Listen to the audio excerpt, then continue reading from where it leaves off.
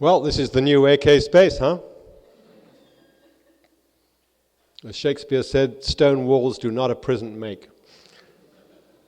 And I'm glad to be present, I think, at the first event, Ramsey tells me, in this new space.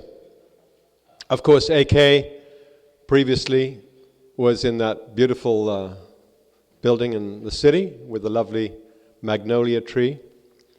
And with the AK was the victim of a clearance. Clearances have been going on throughout human history when people desire something that was held by people a little less powerful and rich than themselves. I guess Eden was the first clearance. Motives are a little unclear even now, but the motives to clear AK out of the mission are not hard to find. They're the same economic motives that caused the clearances in England and Scotland in the 15th century that sent so many people ultimately fleeing to this country. And I thought I'd give you a little parable about the liberating effects of clearance, since we're in newly cleared space, very clear space actually. And here is the first tentacles of AK's philosophy of the world and philosophy of action in this fine warehouse. And you might want to remember that in 1609, this story is told in a wonderful book, by the way. I don't know, is this on sale here, Ramsey? It's sold out. Called The Many-Headed Hydra by a friend of mine, Peter Linebaugh, and Marcus Rediker. I cannot recommend it too highly. It's a wonderful account of what they call the birth of the Atlantic proletariat. It's an absolutely inspiring story of a resistance that really started with the clearances back in the 15th century. Peter is part of the Midnight Notes Collective, a very, very principled and wonderful historian who's written a number of other great books. And they describe, and I don't know which one of them wrote this chapter early on, about a ship called the Sea Venture that was carrying the future governor of Virginia, the new colony, in 1609. It was carrying the governor and various grand folk. It was also carrying seamen who'd been probably snatched and impressed in towns in England against their will, knocked on the head. They woke up on the ship. Seafaring in those days was very dangerous. Your chances of surviving over 3 years were about 1 in 5. So there were the seamen. Then there were the indentured servants and prisoners. I don't think there were actually any slaves on this particular ship. And a terrible storm hit the Sea Venture on the 25th of July, 1609. And gradually, everybody had to unite against the common danger. All the grand folk gradually had to take off their grand clothes and start bailing out water along with the ordinary people. And they bailed and bailed and bailed for 2 days, and it didn't do much good. And they finally agreed that the ship was going to sink. And so they sought refuge, common refuge, in drinking the ship's supply of booze, commending themselves to God, but drinking busily in the meantime. And on the third day, when they thought they were all done for, the ship hit 2 enormous rocks, and by a miracle, all 150 people were saved. And they were on an island which had a bad reputation at the time, Bermuda. But they found quickly enough that Bermuda was a very nice place. It had abundant fruit. There'd been a previous shipwreck, so there was plenty of pork. The pigs had swum ashore from a Spanish ship. And fairly soon, one of the superior people noted what he described as dangerous and secret discontents. In other words, the crew and the passengers, the servants said, "This is a very nice place. We don't have to put up with the established order. And in fact, we don't think we want to go to Virginia. where the life expectancy was very, very poor.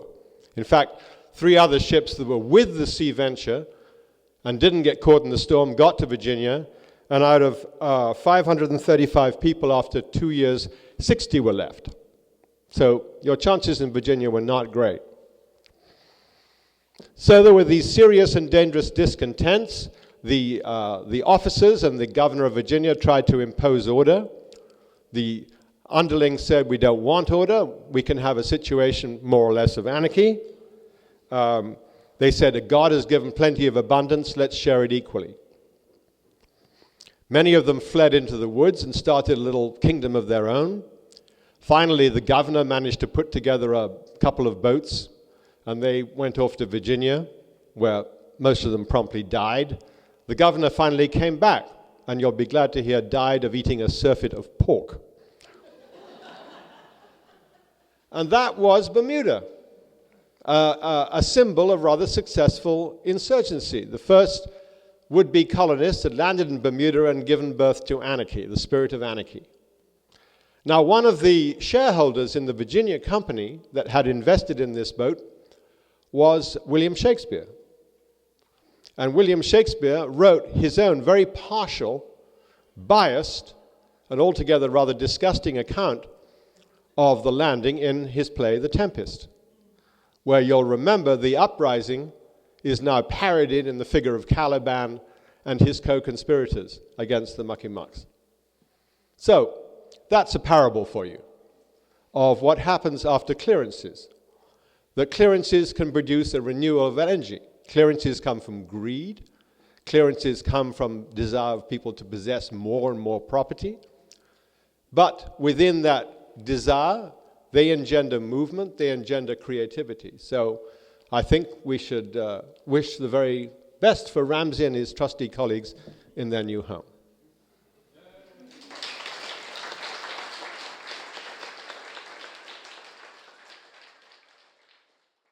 We're also here to remember another form of clearance which is going on an absolutely vast scale.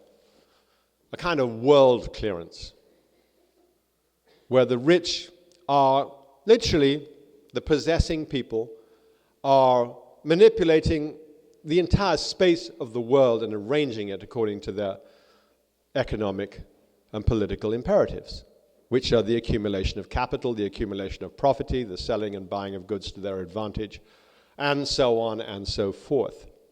And this is now known by the general handle globalization, a word I actually don't like very much. It's now become one of those words that like oozes its way into every conversation.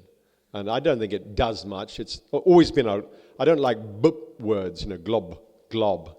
It hasn't got any pep to it in globalization. So, and people use it all the time to explain everything. Globalization. And it almost, like those words, gets between you and what we're looking at. And what are we looking at? We're looking at globalization in many ways is nothing new. Peter Linebaugh and Marcus Rediker describe, in a way, proto-globalization back when the rich navies of the Spanish, the Portuguese, the British, the Netherlands were coursing across the world. There was globalization. You know, here's an image of globalization off the Sierra Leone coastline in 1606. There were 2 ships, 2 British slave ships, and there was an audience of people listening to a production of Shakespeare, again, that was being put on by the crew.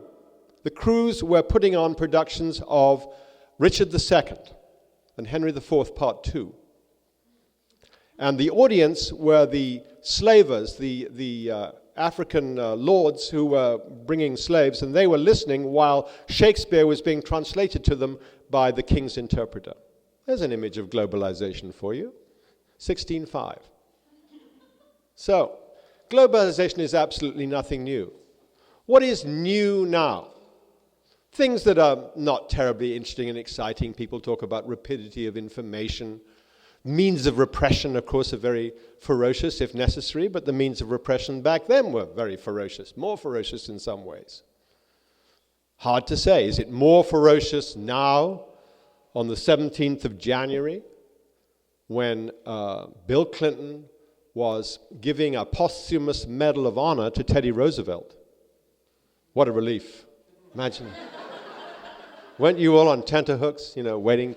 Would Teddy Roosevelt get his Medal of Honor? Why did he get his Medal of Honor for? It was very appropriate, almost his last action. Bill Clinton did not pardon Leonard Peltier. He did pardon a scumbag like Mark Rich, an international thief, and he signed the order to give Teddy Roosevelt a Medal of Honor for the charge up San Jacinto Hill in the Spanish-American War. The image of resurgent or insurgent or presurgent American imperialism. When the Rough Riders, who were a drunken rabble of socialites from New York, were going up the hill with Roosevelt in their army special uniforms made of Brooks Brothers, and were doing very badly. And a black battalion came to their rescue and saved them. No? Saved them. And they immediately gave 21 medals of honor. Not to the black battalion, you can be sure. They gave it to the Teddy Roosevelt people. But not to Teddy Roosevelt because the Minister of War didn't like him. Teddy Roosevelt, all his life, campaigned for the Medal of Honor. He said, I wish I had it. He rushed out a quick book on the Rough Riders. And finally, Bill Clinton, who did so much else,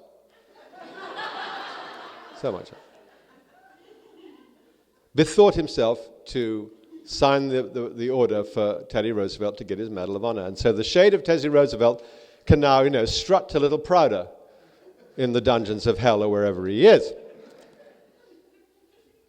But I was saying, on lethality, on the very day that Roosevelt was receiving this posthumous attribute of glory, what was happening in Colombia? Colombia, the paramilitaries, obviously part of the army, they're always called death squads, let's call it an unofficial army unit commanded by the Colombian army, paid for by money, another slice of which was released on the 18th of January. No one can say things don't come in compact fashion. On the 18th of January, the Clinton administration, in another of its final acts, released another slab of money for the Colombian military. Despite the fact that everybody knows that the human rights record of the Colombian forces, whether official, unofficial, state forces of repression, are among the worst in the world, if not the worst. They said that because, and there are in the Colombian aid bill that went through last year, $1.3 billion, pushed through by the Clinton administration in concert with the Republicans. There's bipartisanship at work for you. There were human rights provisions. There are always human rights provisions. They always say, yes, there'll be a certification that we will not release a dime of this money until we have certification by human rights groups that there's been improvement in the conduct of the Colombian armed forces. Any of you who were around in the 80s fighting the wars over aid to El Salvador, remember what happens. They get one battalion, they say, this battalion is so genteel in its behavior, they help old ladies across the road, they minister to the sick and the dying, they are clean. Give them $100 million. Meanwhile, of course, the unit, at night, they take off their army uniforms, put on their black shirts, go out and cut the throats of every woman and child in the nearest village. That's called a death squad. That's not the army, that's a death squad. We don't know who tells them what to do. And so that's what happened. The villagers of Chengue knew back in October what was going to happen. They wrote to President Pastrana of Colombia, and they said, we have these units moving around, they're going to attack us and they're going to kill us. Please help. Nothing happened. On the 17th of January, the units came into town, killed somewhere between 30 and 60 of these people, these poor people, burned down a bunch of houses and went on their way. There you have an image of the very end of Clinton time. No pardon for Peltier, pardoning a rich international crook whose wife has given $250,000 to the Democratic National Committee, a medal for Teddy Roosevelt, and aid to the Colombian killers. And people are regretting Clinton time. So, globalization, then globalization in 1609. E.P. Thompson has a wonderful phrase in his book, The Making of the English Working Class. He talks about the vast indifference of history. He's talking about the Luddites. You know, Luddite now is always used, Luddite, you don't like computers, you Luddite, you. Well, I've always been called a Luddite. What were the Luddites? The Luddites didn't mind technology. They just didn't like technology that left them with nothing to eat. I mean, great to have a scythe, great to have a tractor, great to have a combine harvester if the increased surplus is distributed equally among everybody so they can enjoy the results of technology. The technology that puts you and your family out on the street, tells you to go and live in the fens, or tells you to go to America or go to Australia or join the Navy, you become a Luddite. You want to cut the throat of the person who's owning that particular means. That's the spirit of Luddism in its proper sense. Never let people libel the Luddites. Luddites weren't dumb. The Luddites wanted justice. They didn't hate machines. They hated what the machines did, the consequence of it. And so you get this constant revolt, which you can spot down the years. And very often, orthodox left histories kind of pass over them. You know, they say there was a little turmoil here, but there wasn't really an organized movement bringing together all the appropriate forces. The movement very often is not respectable. They have a wonderful description of an uprising in New York in 1741, where, people off the ships, slaves, low-lifers in New York got together for a tremendous conspiracy, which nearly went right. Nearly went right. And there are always people who are saying, you're messing up our lovely movement. It happened in Seattle. If you recall, one of the things in the book that Jeffrey and I and Alan Sekula, if you have an opportunity to look at the book, particularly if you're in Seattle, and if you weren't, there's some wonderful photographs in glorious color. 32 pages of them by Alan Sekula, which really evoke the spirit of Seattle. And as soon as Seattle happened, this is the theme of the early part of our book, the official line on the sort of liberal progressive one, this is a broad, wonderful, vast new alliance with the environmental movement and the labor movement coming together in disciplined harmony to confront the state. And it succeeded. There was some unfortunate violence. There were some people who overstepped the line. But they weren't. This was the line that people like Molly Ivins put out. Well, of course, it's complete nonsense. There was a marvelous big demonstration of the labor people up, around the Needle in Seattle, where addressed by the head of the Sierra Club in all their respectable glory. But their intent was not what the people downtime was, which was to shut down the WTO. Labor movement said, we want a seat at the table. Actually, a seat under the table. They said, and you could see what was going to happen. They wanted side agreements.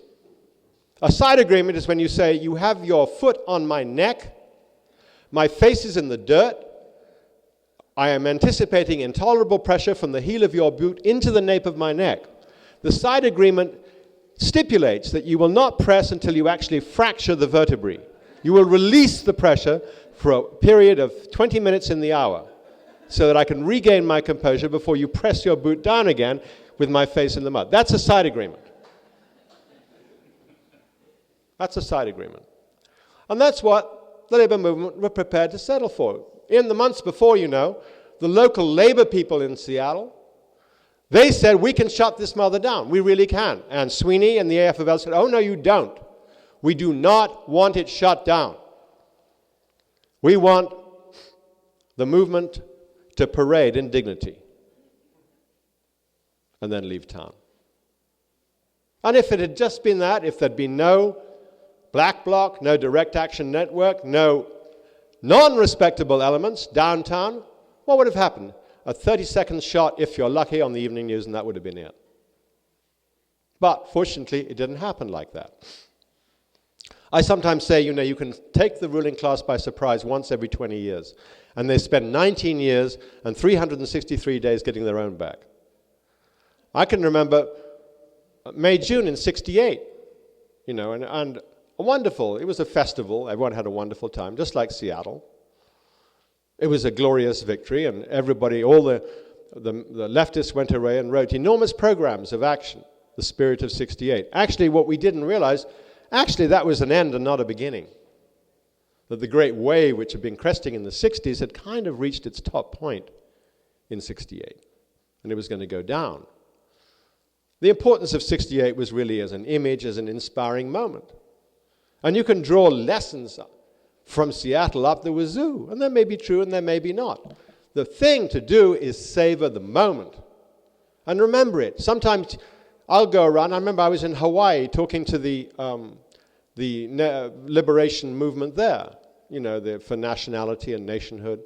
And I said, what really got you guys going? And they said, there was a demonstration one time back in the early 70s. And there was this group, a really weird group, and they suddenly rushed forward, they broke through the police lines, and they said, this land is ours. And of course, they were all beaten on the head and taken away, but that was a very inspiring moment for us. These images and these things stick in people's mind. And you never want to undervalue just that thing, which is one of the purposes of our book, to celebrate that. The other thing about Seattle is it did survive. How did it survive? In a number of ways, many of which were described very well by the person who spoke right before me. They spoke in the discomfiture of Al Gore. You want to know who, in a sense, those 525 votes, stolen votes, of course, that George Bush prevailed in Florida, or the difference made throughout, why Ralph Nader and the Greens got 97,000 votes in Florida, why gave the edge to Bush in New Hampshire, why these states were nip and tuck? There were enough people inspired by Seattle to say, Gore isn't anything we can even remotely contemplate voting for. The Democrats aren't something we can consider voting for. I think the line stretched from Seattle to the 7th of November. Very clear. That was the backbone of a movement, which now people are saying, look, you did let in George Bush. Well, actually, we didn't let in George Bush. No one let in George Bush. I'm no great arguer for the Democrats, of course, but it is a stolen election. We've always said down the years, a lot of the rituals of democracy, a lot of the pretenses of state power are fraudulent. Now we really have a paid-up, genuine fraud in the shape of the November 7 election. Everybody knows it. What a splendid state of affairs. We should rejoice. And you should have known it was going to go right when, as soon as the media start using the word trauma, they say this traumatic moment, you know then that you're on the right track. Whenever you hear the word trauma, the trauma of Watergate, hey! The trauma of the Lewinsky affair, wonderful. The trauma of the Florida elections, another tremendous shot in the arm. I mean, I imagine everybody here just couldn't wait to get another shot of the trauma as it went on. There was the trauma of the votes. Now they're turning out, basically the idea of a count in Florida is if you happen to be a Republican, you hold up the ballot. If it's for the other guy, you throw it away. It's a quick way of counting. Of course, they didn't really notice, they didn't really concentrate, the media, on where the real blows against democracy were. Against people of color, African Americans, against Haitians, total intimidation of voters. You didn't get Al Gore fretting and fuming about that. And nor do you get people now saying this is something that goes on year after year after year. In CounterPunch, if anyone wants to see our wonderful newsletter, they can grab one after the talk. We have cases where people back in the early 70s in Ohio, a political scientist said, absolutely, every election in Ohio, you'll find, 14, 15% of black votes disqualified, 2% of white votes. It's standard operating procedure. It's normalcy. So what did we have? We finally had a stolen election, and the Democrats with the prize torn from them. And the person they're now nailing and indicting for this and calling down every insult upon his name, of course, is Nader. The Democrats on the Hill won't talk to Nader now. They wouldn't let him testify against Ashcroft. They said, you spoiled it all for us. Meanwhile, what do? They let in Ashcroft. They could have stopped Ashcroft. Have you been following the confirmation procedures? Here's Ashcroft, an absolutely blatant racist, absolutely obvious raving racist from Missouri. And every senator gets up on his feet and says, the one thing I can say about John Ashcroft is he's not a racist. Well, he is a racist. And then Feingold. Feingold says, a president has a right to pick his cabinet. Feingold is meant to be a liberal Democrat from the state of Wisconsin. How far could the president go? Supposing George Bush had picked David Duke to be Attorney General. Would Feingold have said Duke? He has a right to pick David Duke. Where would he stop? They could have stopped Ashcroft. The votes made it clear, 52 to 44. They could have sustained a filibuster. If it had been the other way around, by the way, if there had been the Republicans trying to stop people, don't you think it would have happened? Everything that's happened since the election has confirmed the absolute rightness of the basic Nader position, or the green position, or the anti-state position, that this process is an absolute sham. It's a sham at the procedural ritual level, i.e. these confirmation hearings. What happens? Suddenly we get Norton. Norton is nominated to be Secretary of the Interior. Norton comes out of the school of Watt. James Watt, the greatest fundraiser in the history of the environmental movement. Right? Remember Watt? You only had to put a photograph of Watt up on the wall, and you immediately got $100,000 going to the Sierra Club. Like that. They want those people in. The Democrats want Ashcroft to be in the Department of Justice. They want Norton to be in the Interior Department. They don't want to beat him. They want to coast along, raising money on him, saying, do you want to save the Arctic National Wildlife Reserve? Send a dime. Send $10. Send $100. Do you want to be revved up and ready to vote in 2002 against fascism? And buy a copy of The Nation while you're at it. Vote for Ashcroft. I mean, there's Ashcroft. At that level, it's a complete fraud.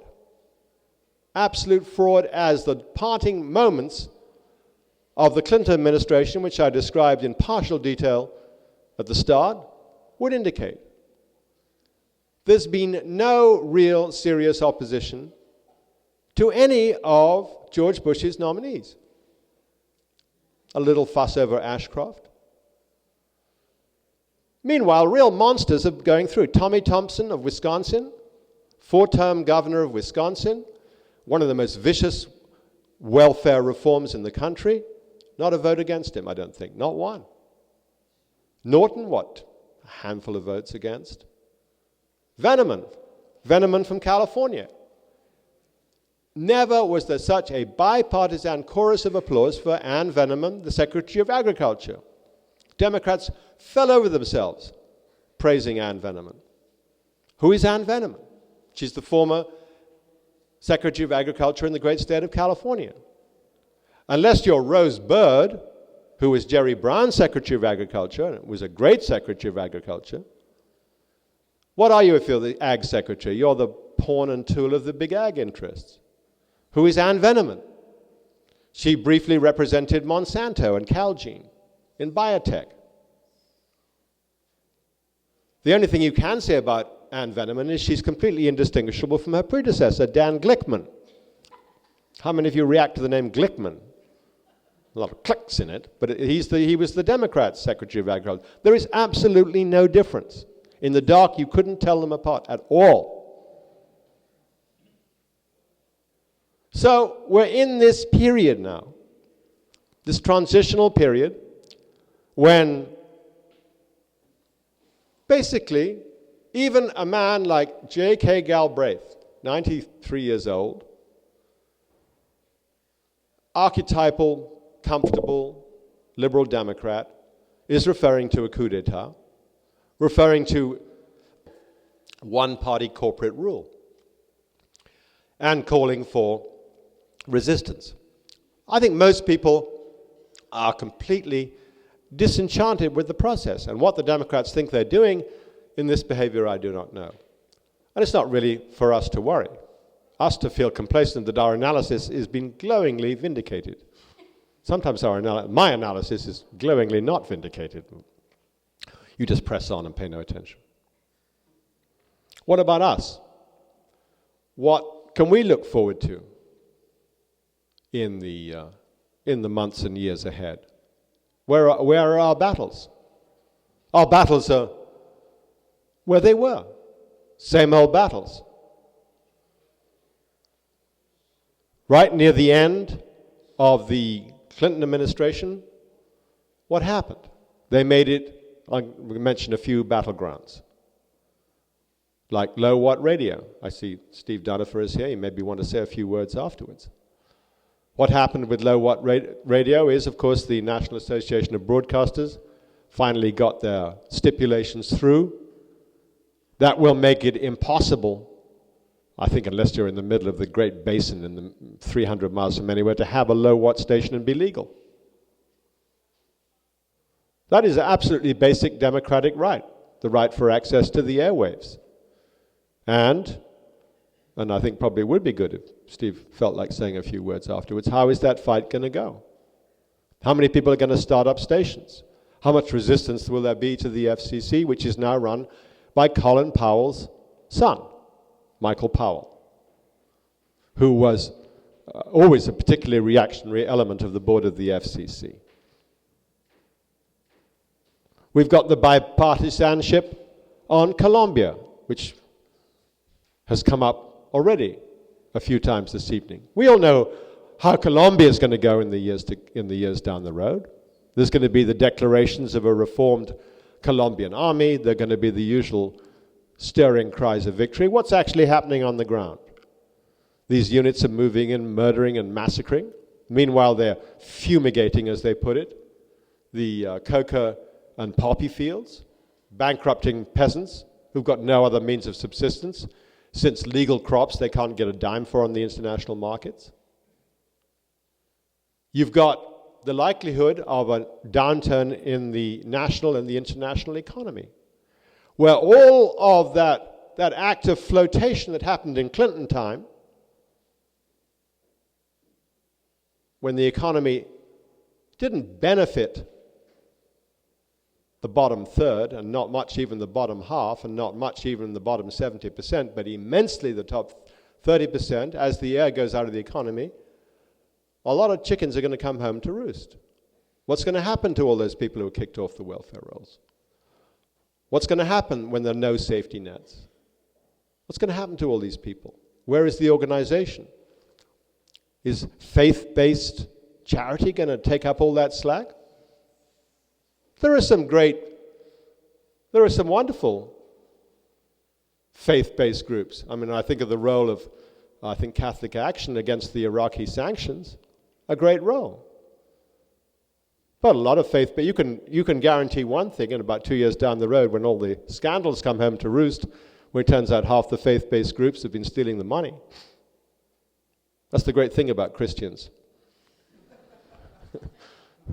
Jimmy Swaggart ends up in bed with a prostitute, and someone always steals the money. You can always nail them, every time.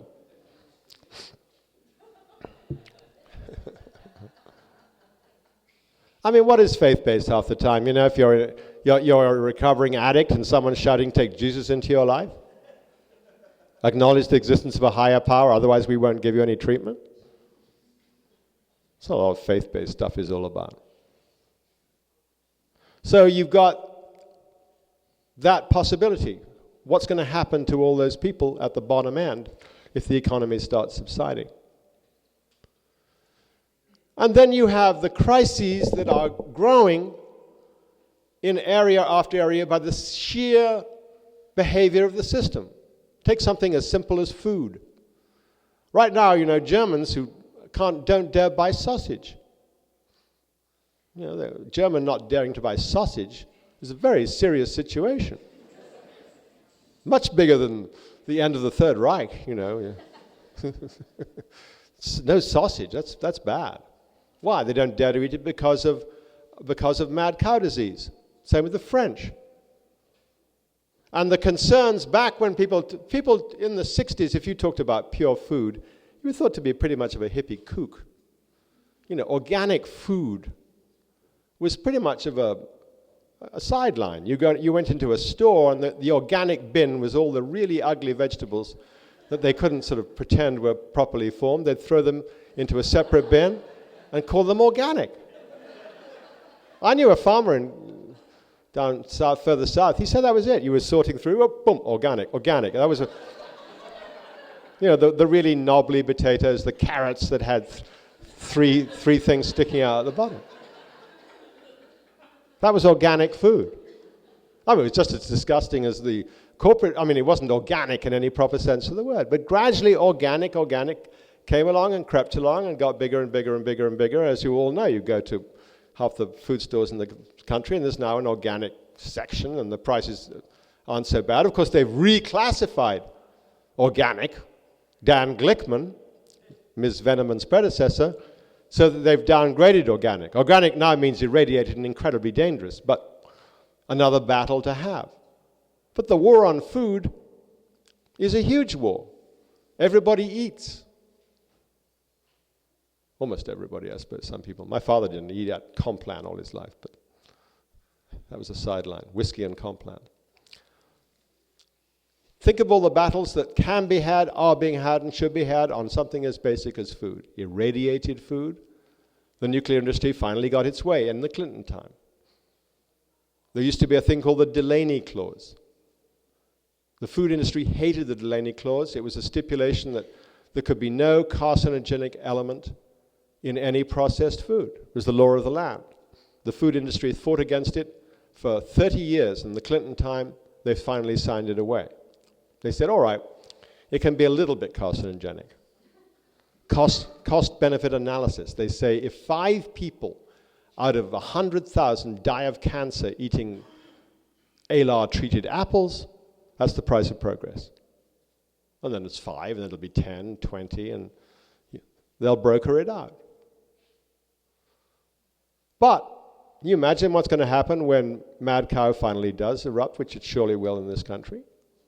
All of these things pose questions of profit-making, pose questions of government lying, they pose questions of land ownership, they pose questions of corporate agriculture. In this country now, I think every piece of meat you eat or every piece of chicken you eat is basically processed by 2 firms, maybe even down to 1 by now. Grain, two companies. These are battles you can follow across every terrain. And those were all battles that were big in Seattle. Beauvais, the Frenchman, who burned down the McDonald's, unfortunate act of violence. We should brief moment of joyful silence as we remember it. And in France, Beauvais was there. Canadians were there. People from India were there. All of them concerned about what the patterns of world trade are doing to diet. Copywriting of grains. Monsanto patenting grains. This is something that unites people in the first world and the third world.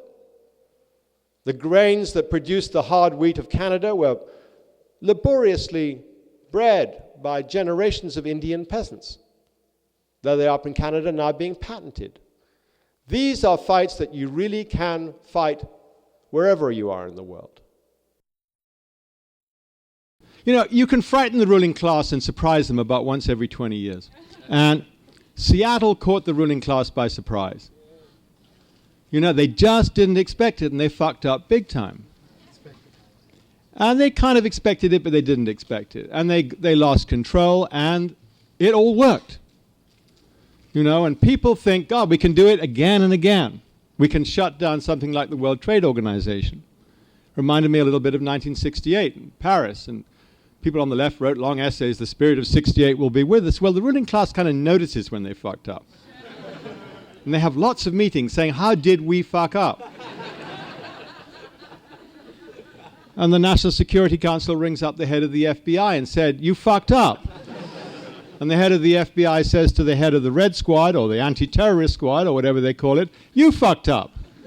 And the guy in the Red Squad rings up the guy in the Northwest, Pacific Northwest, and said, how did you fuck up? And so down the chain of command it goes. And the message is, don't fuck up next time. Obviously, after the events in Atlanta yesterday, have you noticed how Congress is now rushing through laws like they did after Littleton? You know, they wanted to stop children spending time with their computers. After the murders by the stock trader, you'll notice that Congress is passing laws now preventing people from reading their quotrons and investing in the market, because clearly, I think at least 3 bills have been put up trying to inhibit market investment on the grounds that it drives people to acts of homicide. Civic leaders everywhere are making the same point. And I think Al Gore is already proposing that the quotron, the machine that stock investors read all day, be banned. And that be a screening process on the internet that you can't read your stocks if you're in a losing position, because you might be incited to go out and kill people. Well, there's 2 ways of looking at military spending. One way you could argue that the military spending, since it bailed out the US economy in 1938, the New Deal had completely failed. It was a mess. Everything that Roosevelt done was going down the tubes. The economy wasn't recovering. And then what happened? War bailed out the American economy. And war has bailed out the American economy. It became the fashion to say that war no longer bailed out the American economy.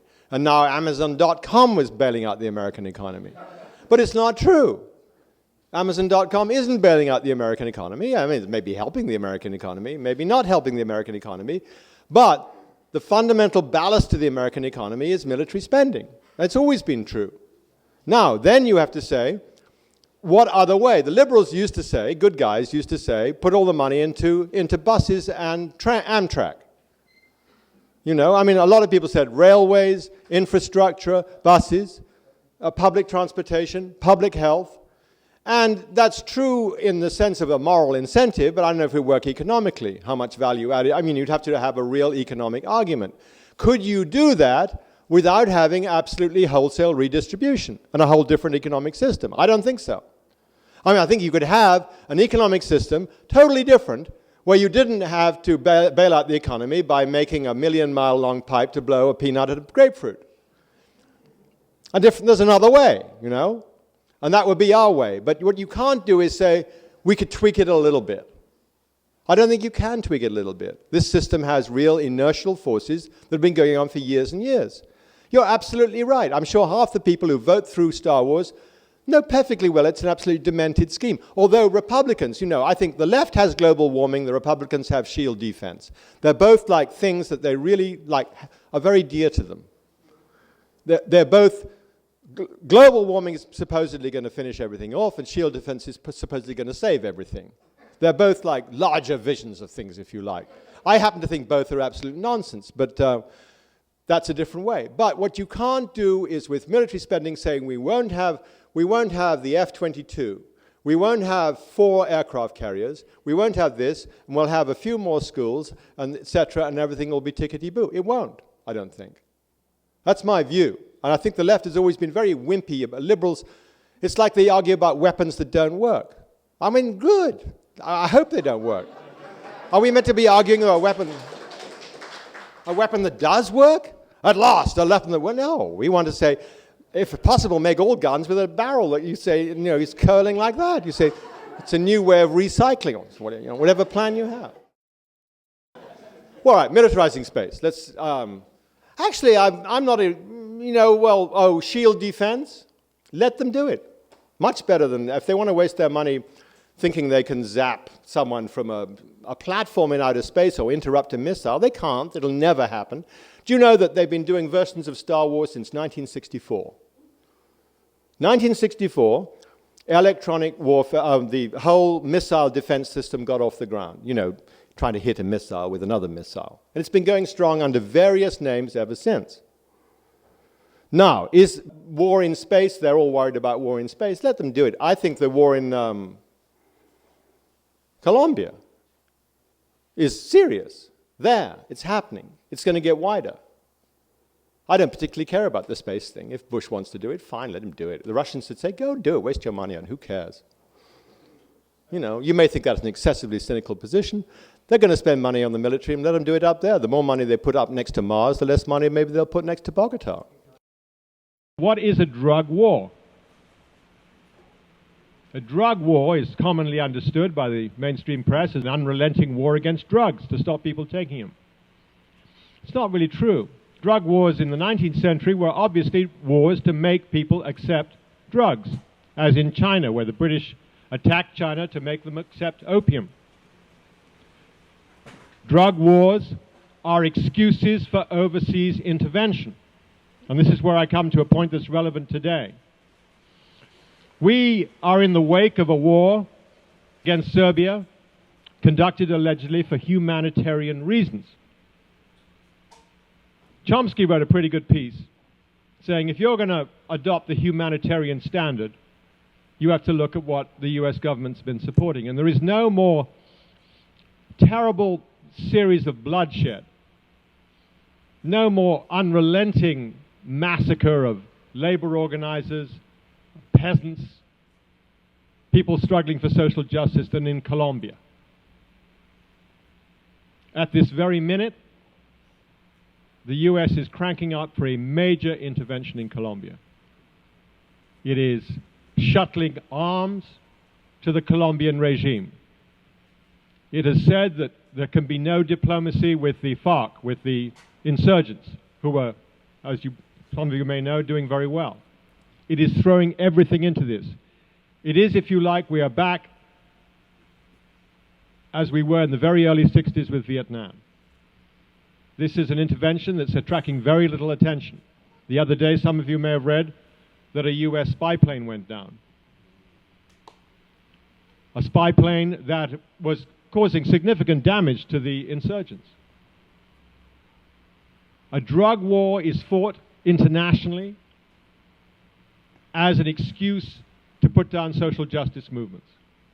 Domestically, a drug war is fought to put down and contain domestic unrest. If you, in our book, take a look at our book, you'll find a quote from Richard Nixon in 1969 to his buddy Haldeman. And he was saying, we have to wrap it up. I'm paraphrasing. But the real target of the drug war is the blacks. If Nixon had known what would have been invented in the 80s in a bipartisan move by Reagan and the Democrats, who at that time controlled Congress, he would have been amazed. I don't think he would have dared dream of it. What did they do? They produced those drug laws in the middle 80s, which made 100-to-1 disproportion between powder cocaine and crack cocaine in penalties. What do we have as a result of that disproportion now? The largest prison population in the history of the United States, the largest per capita jail population, prison population in the world. We have whole cities in America where young African-American men between 18 and 44, over half of them are at some point of transit through the justice system because of that disproportion. If there's one battle that has to be fought, along with the battle against the death penalty, the battle against all these mandatory sentences, it is against the drug war as a very simple, crude weapon to put an entire ethnic group away, to put many of the people in prison for life, and because they're felons, to deny them their vote forever. You are disenfranchising a substantial section of the population. I think right now the drug war is tilting. I mean, there's a growing social perception that putting hundreds of thousands of people in prison for life is a futile endeavor and has wrought horrifying inequities. I think the pendulum is swinging back. It'll be a struggle that'll go on for 20, 30 years. Because in the process of this drug war, absolutely basic freedoms have been removed from the Bill of Rights. The Fourth Amendment on unreasonable searches and seizures is almost gone, as many of you probably know. I live up on Humboldt County. You try driving a car down from Humboldt County in the fall and look like a hippie. Now, you won't get 5 miles without being stopped by the cops on a pretext. And once you're stopped, you have the pretext, you have the search, and so forth. The justice system, from top to bottom, has been corrupted. Well, it's corrupt in many aspects on a permanent basis, but it's been corrupted further and further. The basic lever of movement in our justice system is the snitch. If you had one symbol in our society of what makes justice tick, it's the snitch. At every level. One comforting sight of the scandal involving Clinton and Lewinsky last year was seeing a president of the United States, when the prosecutorial state goes after someone, what they can do in terms of grand jury, in terms of just driving forward, driving forward, driving forward. And I think the reason Clinton got off was because most people now are aware of the weight of the prosecutorial state. People are sick of it. Why do they have to have the Serbian war? I think half of it was to get the taste of the scandal out of people's heads.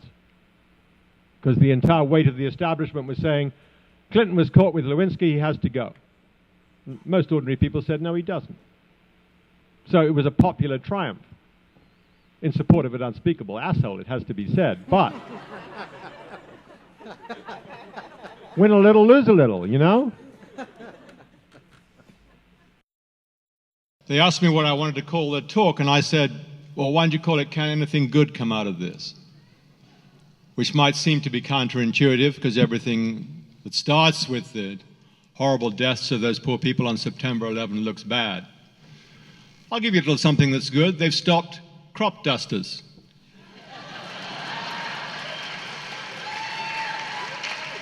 You know how many people get killed by pesticides in America every year? Quite a lot. Little piece of good news for you. What events like these do is suddenly give everybody a big shock. It's like a light is thrown on in the room, and you see reality in a different way. You see which secret safe people jump towards. You see what their basic instincts are. You see enormous courage, like Barbara Lee.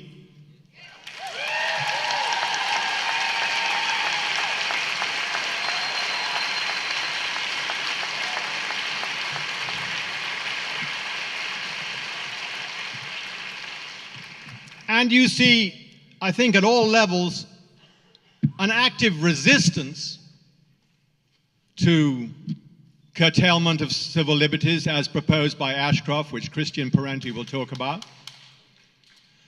from often unexpected quarters.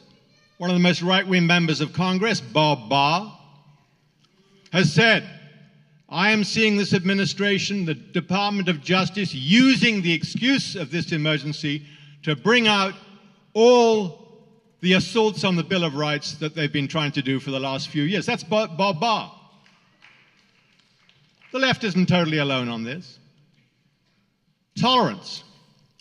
I must say I have been encouraged by what's happened since September 11. We have heard of horrible attacks. We have heard of fear. But we have seen hundreds of thousands of people in this country rallying to people who might be the objects of prejudice and assault, sitting outside mosques,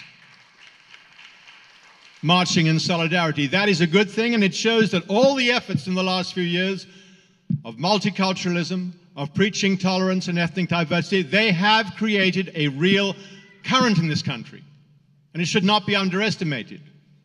The left has been in the forefront of that, the left was right, and we are seeing, although they're under duress, the results today. We should not be totally pessimistic. Our analysis. Now, there's a weird thing going on.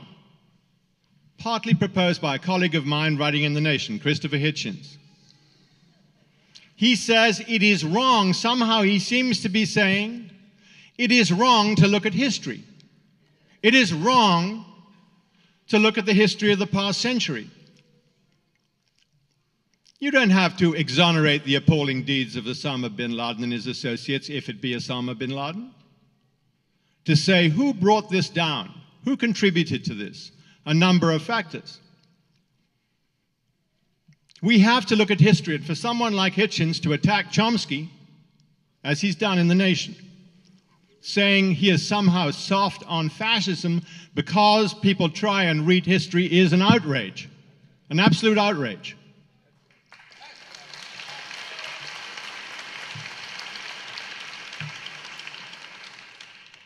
What can we say now? When, from our perspective, the bombs are now falling on Afghanistan. And as the very first speaker said, we can watch those with some mixed emotion. The Taliban are a horrifying gang of people. We know that if they're put out, what will happen? I listened to Bush this morning say, we will do the best by the Afghan people. And any Afghan looking at the history of the last 20 years would say, the evidence would suggest otherwise. I'd like to read you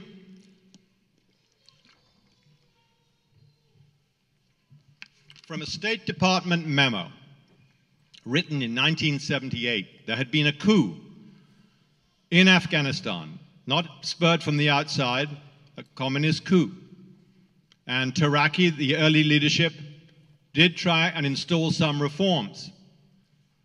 The advancement of women. They tried to convert opium production into other forms of agricultural production. What did the State Department write?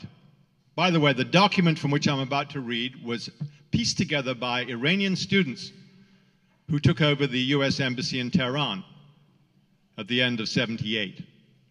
It's a secret document. This is the ruling class, so to speak, talking to itself.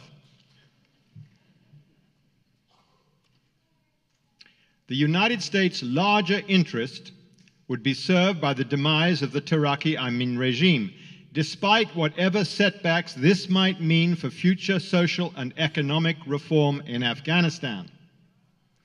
The overthrow of the Democratic Republic of Afghanistan would show the world, the rest of the world, particularly the Third World, that the Soviets' view of the socialist course of history being inevitable is not accurate. What the US wanted to happen was the breakdown of Afghanistan, was the denial of all possibility of progressive reform. For 20 years, they have thrown the weight of the agency behind the most violent, vicious fundamentalists, whether it be the Taliban, but before that, Hekmatyar, the people who destroyed Kabul. This was a long-term objective. So are we now to say, what happens? Supposing the Taliban are put to flight, Osama bin Laden captured, killed, brought back, whatever.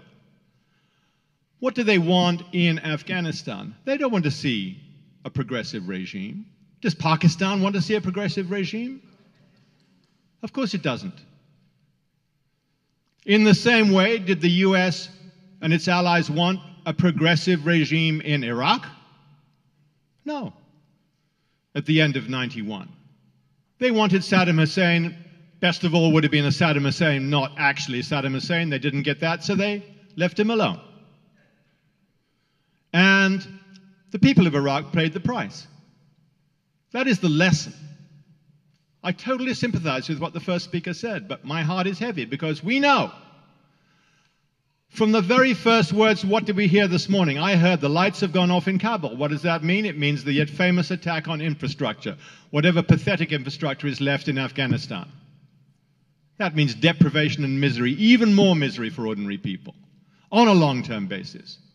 Hard to imagine how much lower poor Afghanistan could go, but it will. So what do we say? We have to say we look at the history. And we say, what was in the mind of those fanatics as they flew their planes into the World Trade Center? I think they had if there was one remark that they probably did remember that might have spurred them apart from their own brand of Islamic fanaticism, it was probably an exchange like the following. It was in 1994 when Leslie Stahl of CBS was interviewing Madeleine Albright, then US ambassador to the United Nations. Stahl said, "We have heard that 500,000 children have died because of the sanctions. I mean, that's more children than died in Hiroshima. And is the price worth it?" And what did Albright answer? "I think this is a very hard choice, but we think the price is worth it." We think the price is worth it. On the left, we have said year after year, US policies have always been to condone the most fanatical right-wing elements, as speaker before me said. Very often those were the people associated with crime, associated with drug production. Drugs mean unaccountable money. Drugs mean violence. Drugs mean right-wing warlords battling for control of drugs. That is the long-term history, whether it was in the Shan states in Southeast Asia, whether it was in Afghanistan, whether it was in Central America. Page after page of blood. It's thought somehow to be soft on fascism, soft on bin Laden, to say the chickens are coming home to roost. I don't think so. If the aim of everybody here is to instruct, how do you save, how do you protect, how do you produce a world in which 5,000 office workers in a building are suddenly, 2 buildings are destroyed? How do you push toward a world where terror doesn't find adherents in recruits? You do not have people like Madeleine Albright saying things that I've just read.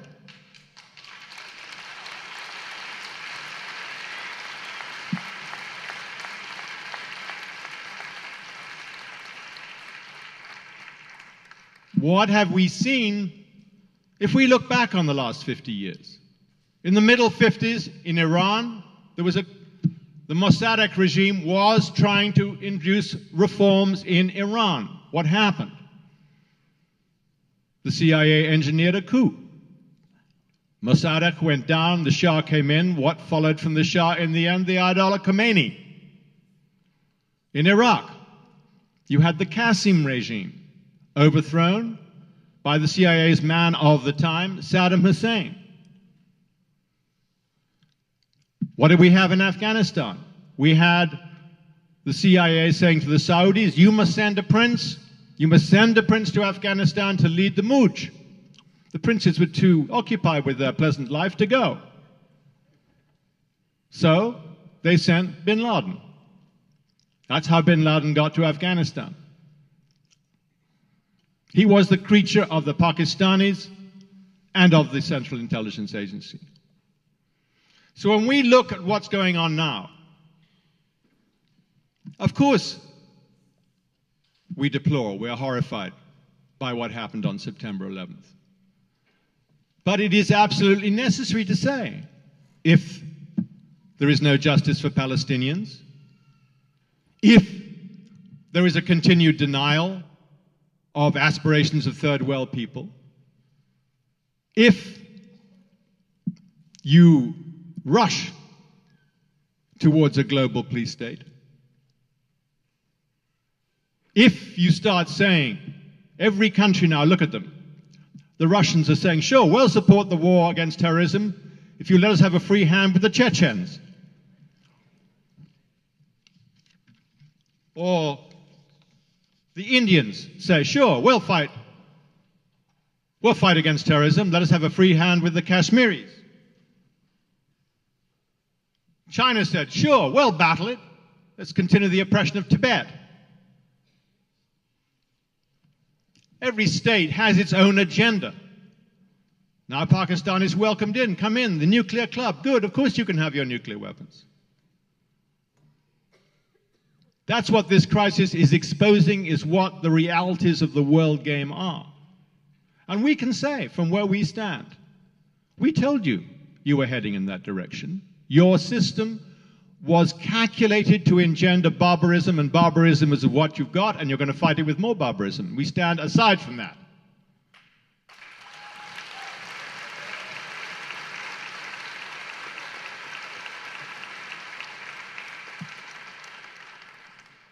Our agenda is very simple. At home, we fight for the Bill of Rights, we fight for constitutional protections, we fight for the protection of people being picked on. There are 500 people sitting without trial at this minute. Their lawyers don't even know where they are or what they've been charged with half the time. We fight against that. We say there is an agenda for the world.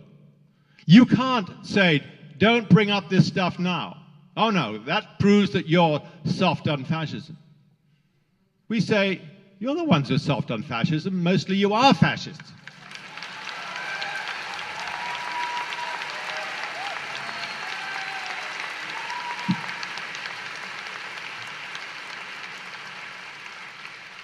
So it's not exactly a silver lining, but a call to action is a call to action.